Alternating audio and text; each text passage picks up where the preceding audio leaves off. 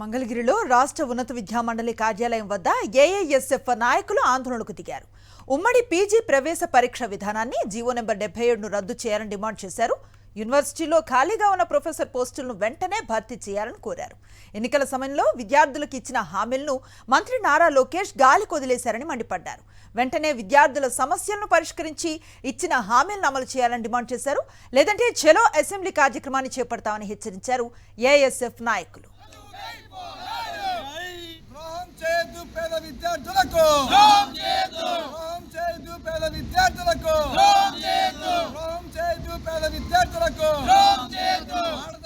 మంగళగిరిలో రాష్ట్ర ఉన్నత విద్యామండలి కార్యాలయం వద్ద ఏఐఎస్ఎఫ్ నాయకులు ఆందోళనకు దిగారు.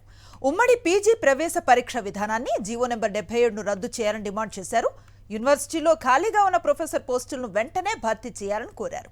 ఎన్నికల సమయంలో విద్యార్థులకు ఇచ్చిన హామీలను మంత్రి నారా లోకేష్ గాలి కొదిలేశారని మండిపడ్డారు. వెంటనే విద్యార్థుల సమస్యలను పరిష్కరించి ఇచ్చిన హామీలను అమలు చేయాలని డిమాండ్ చేశారు. లేదంటే చలో అసెంబ్లీ కార్యక్రమాన్ని చేపడతామని హెచ్చరించారు ఏఐఎస్ఎఫ్ నాయకులు. విద్యార్థులకు